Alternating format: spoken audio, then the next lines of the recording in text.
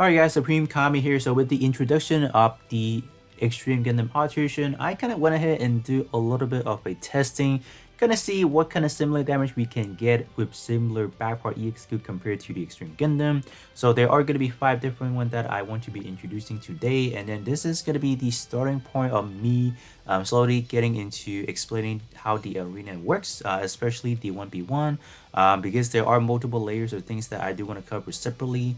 I don't want to clump everything in one single video. That might probably take really long, or it may just be really complex. So I do kind of want to spread it out. So the first topic is going to be, first of all, comparing different EXQ that is relatable to the extreme back part. And then the second topic, that kind of like a subtopic to this video, is just pretty much going over what is like the meta EXQ to use in arena 1v1. So let's kind of get started. So you guys can see that I have laid out 5 specific units that I want to be going over. That one specific part. There's actually 6. That one I guess I can kind of go on that one as like an honorable mention. Unfortunately, I cannot really give you guys at this point in time like a really reliable damage comparison. So that's why that one may probably be something I do in the near future, I think. So first things first, we have the A through C Gundam. This one having the notorious back part, the prime cannon mode. So this one is obviously a very excellent EXQ to be using. I do have these at max out. 4 of them I have at max out, so I will be doing comparison to those 4 specifically. And then there's one that it is good, I just don't have it maxed out, so I can't once again confidently say yeah, this one is good or this one is bad, etc. This one is really good. So no doubt about that. I have been using this one for quite some time, so since its release, was able to carry me through even top 1. I believe I used this one and then a combination of another one that we'll be going over there, that I secured myself the 1v1 champion title, which I mean, like, it doesn't sound anything too crazy, obviously, but it was able to be done, essentially. The next one, we have the notorious standard Scramble Gundam.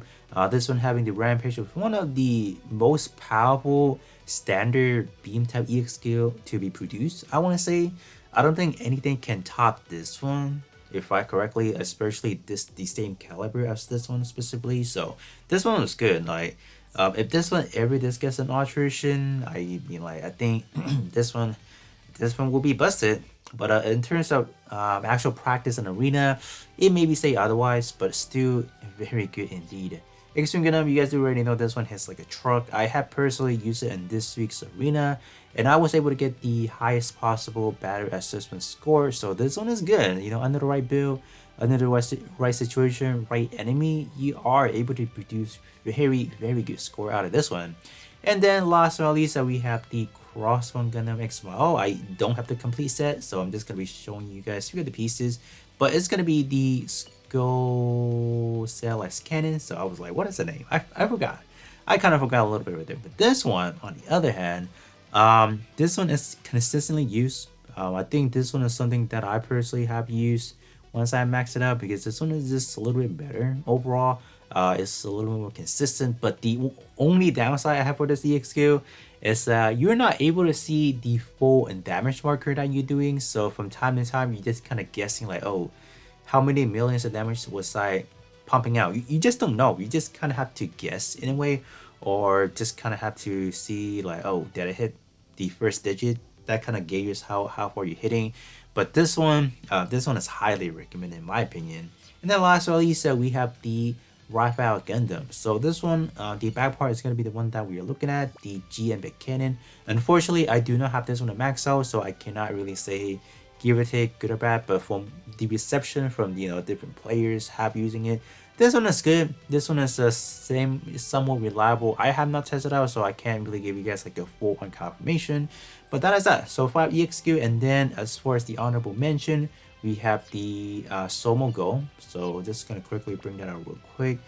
This one is something that was discovered or was kind of shared it by some of the fellow champions for the arena. They're just kind of like saying this one could be another good EXQ, and I have kind of tested out here and there, and it's fast. It hits really fast. So I don't doubt this one is good, but unfortunately, it's just my setup is not really made to kind of use it. So it's going to be the Gold type, and then the EXQ is going to be the IF Bunker. So literally the name says it's a bunker of an EXQ, right? It's going to be this one.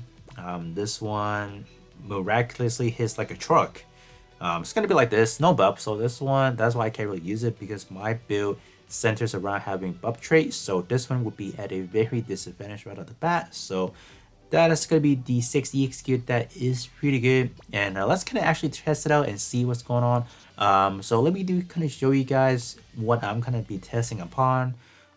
So it is gonna be under the mission creation. So I kind of have like a setup going on already. So so I'll be talking about the setup and then what unit I'm using as far as the build. So here we are. I kind of had to set the multiplier at a 15% because there was no way for any unit to sustain the amount of damage that we'll be doing. So that's why I do have to lower it. As far as the actual unit, don't mind the skin. I just kind of have this one laying around. So no EXQ. There's no reduction trait on here, so that's fine.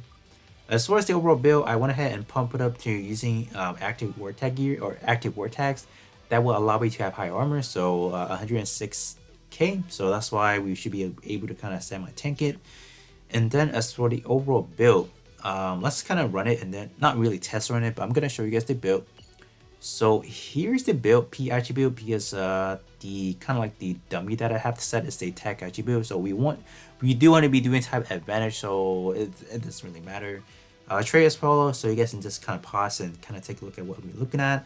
So this build is actually what I like, the overall foundation is what I'm using for this week's arena. So there's not going to be any portrait that is dedicated to like a specific slot. So all three are good to go. So I think that's pretty much it. So let's kind of hop over to doing the actual testing, and then we will talk more about how they kind of rank in terms of which one is good and then which one is kind of like don't really go for it. So I will catch you guys in just a little bit. We will be starting off with the skull satellite cannon, and this build overall, it is my personal arena build. So these are like, in terms of overall skin, this is what I pretty much use, and I do have the ATC backbar EXQ on as well. Funny about this EXQ, you do have to be a little bit closer. The enemy has to be a little bit closer to you in order to kind of get all those hit going on. And then we did a lot of hit, but not bad overall damage. That we were able to nearly get down to the half health bar. So now let's see what the prime cannon mode can do for us here. Same build, I just kind of swapped the EX skill, so let's see what we can do now. This one, you don't really need the enemy to be a little bit closer, but I just kind of want things to be kind of aligned with the other one. And this one, wow, we were able to get down a little bit more in terms of the health bar, so quite impressive.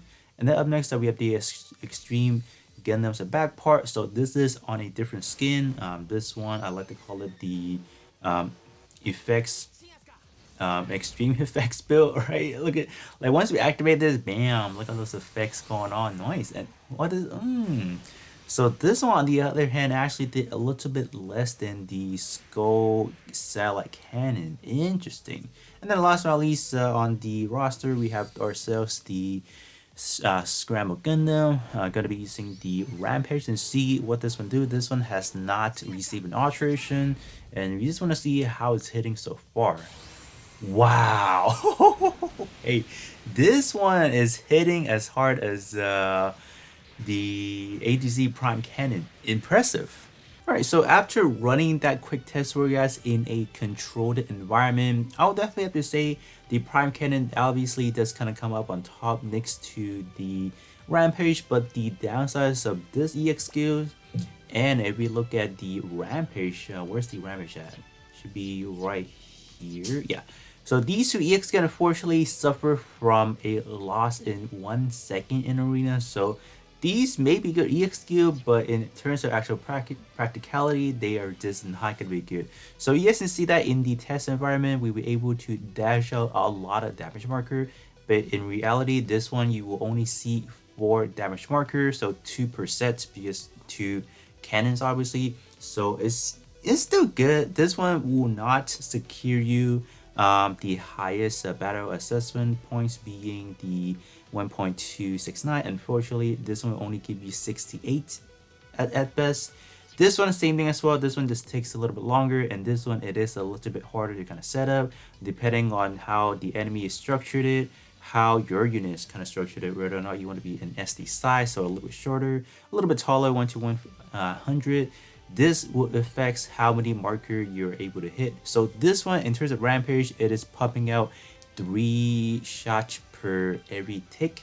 So normally speaking, you see somewhere around 6 damage marker in total, up to a 9 damage marker in total. So that is what you 9 damage marker is definitely what you want to see everything put into the enemy, so you can kind of get the maximum 68 as the 69 possible. But this one cannot either, just because this one casting time is a little bit too long. So these two are not good for anything competitive. You still get into the top 100, don't get me wrong, because not everyone is able to get that 69 at like the ending number as the final battle assessment. 68 is still a very competitive score if you guys can. So Prime Cannon is still a very good one.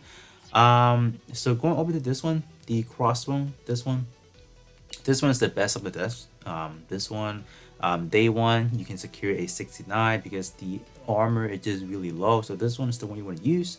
And then as far as day 2 and to day 7, given the right situation with a low combat power enemy, this one is able to get the job done as well. So this one is highly recommended for sure as a limited one. But this one, okay, this one you're still able to only do 4 damage marker ticks in total, so it's pretty much the same thing as the Prime Cannon. This one on the other hand is the better alternative if you cannot get the fully maxed out skull satellite cannon, because this one is a standard and this one is honestly really competitive. This one you are going to be able to do 2 complete shots, and then per every shot you are able to do 10, I believe it's people have tested it out, and you should get up to 10 damage marker per every wave. So in total you should be seeing a splash of 20 damage marker in succession. So this one is good. This one is definitely my top recommendation just because it is free, quote unquote free, right? Standard part. So this one is definitely the way to go if you guys cannot get this one to fully max out. And not to discredit this one, the GM Cannon, it's just unfortunate I do not have a max out. This one I do have, you know, mixed reception, whether or not it's good or bad. It's really all depends on the situation. I know that I have not really shown you guys how to actually run a specific arena game yet. I plan to do that in the upcoming days, so kind of stay tuned for that. It's just that in this initial video I do want to kind of go ahead and just kind of break the ice and talk about what are the good possible EX skills, especially in arenas you want to use. So shooting based build is definitely the way to go. Unfortunately melee build are just not having it into this meta until you get a specific arena mode that says, you know, I think it's advanced melee or any vortex that's centered it towards melee vortex.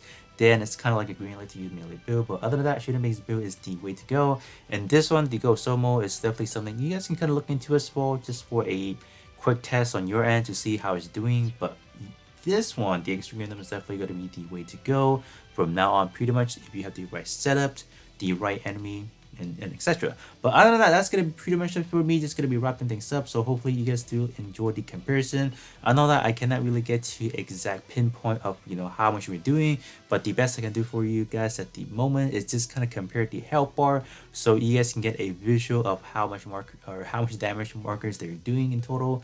But other than that, that's it for me, and then I'll be catching you guys all on the next one.